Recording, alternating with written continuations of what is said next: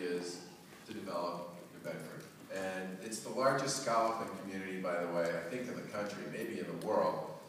It has a very active port with respect to the fishing industry down there, but it also has a ton of frontage on the harbor down there that nobody's really ever done much of anything to think about what you might be able to do to enhance New Bedford's presence as a destination spot based on this fact that it's on the water. And my corollary to this would be Newburyport, which used to be a hugely successful shipping town as well. A lot of that business went away. It got very old and very tired. It had a mayor Republican in the 1970s who said there's huge opportunity here to bring the waterfront to the people of Newburyport and to make that sort of a key component of what Newburyport was all about. And it completely transformed Newburyport, and over the course of the last 20 or 30 years, there's just been a total sort of revitalization of that community. So for me, point number one is, let's figure out what we can do with these cities to make them successful on their own terms. Secondly, South Coast is a 10-year project. There's a lot of planning work that has to be done. I absolutely support doing the planning work for some of the reasons Mark talked about with respect to 24. But let's remember that half the people who get up in the morning who live in that greater New Bedford area drive south to Providence, not north to Boston, and really focus on trying to make sure that whatever we do down there, and we can start this part now, has to do with trying to develop some successful opportunities that are in New Bedford itself. All right, let's move on. Transportation infrastructure. Rick, you have a question? Sure.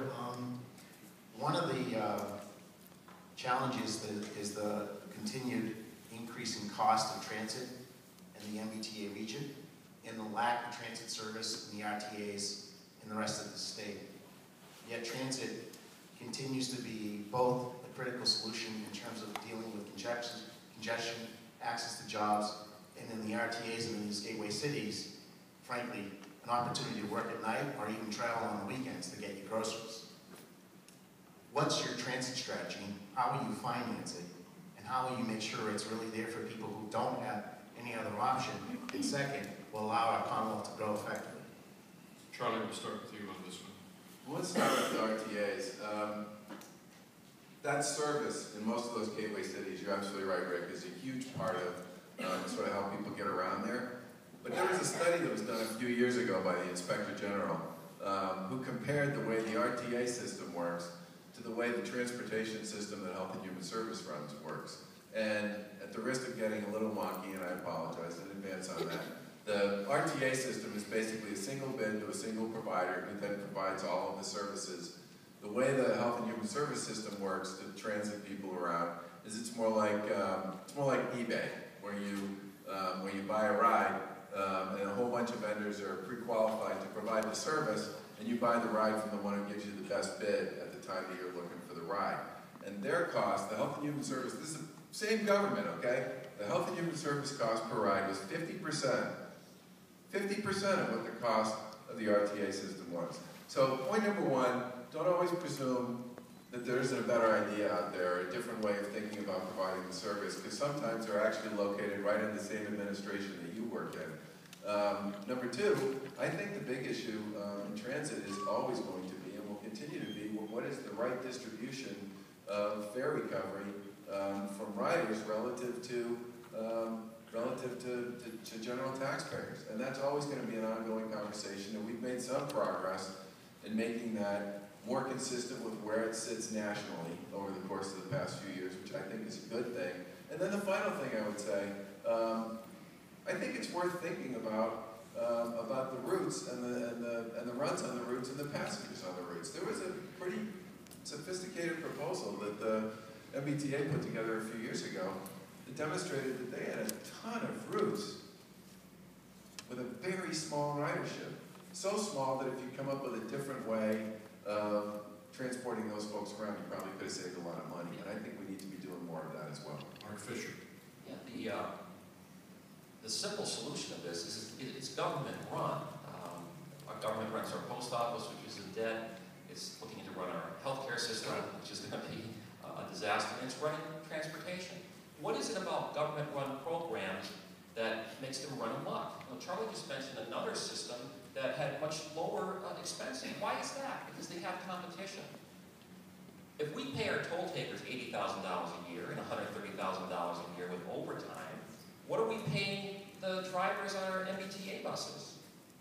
Overpaid, overcompensated, overpensioned. We just had to do a project at my metal fabrication company. We got the request for proposal to build windshield frames. They had brought it out on a number of trains. And we got it from another metal fabricator. He didn't want to take a look at it because the paperwork was this thick. We didn't want to take a look at it because the paperwork was this thick. So we ended up being a subcontractor for another contractor who was able to take a look at the paperwork that was this thick.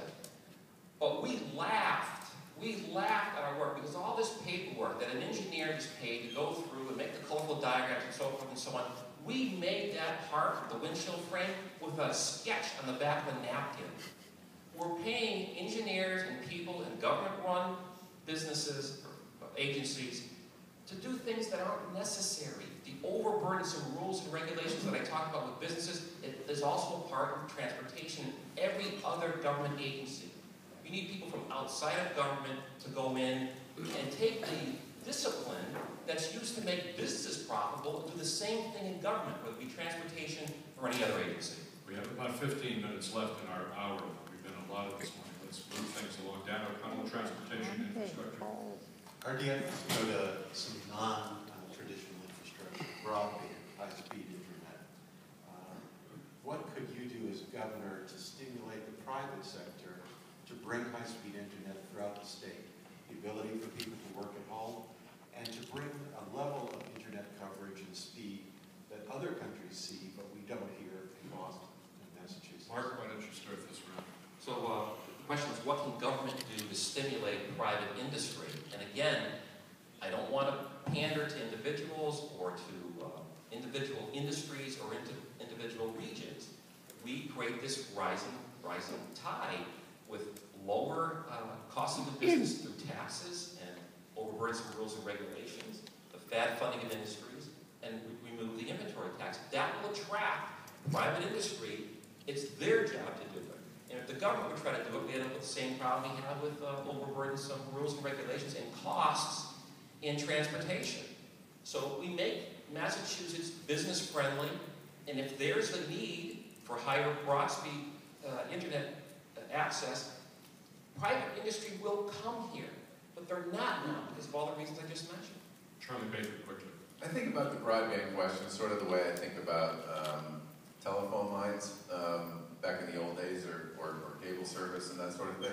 And government absolutely had a role to play in distributing access to that machinery, capability, whatever you want to call it, and I think we continue to have that. But what I would want to do is make sure that whatever we do with respect to this isn't going to get blown away by a technological change sometime in the next 4 or 5 years. I do worry a lot that the focus on broadband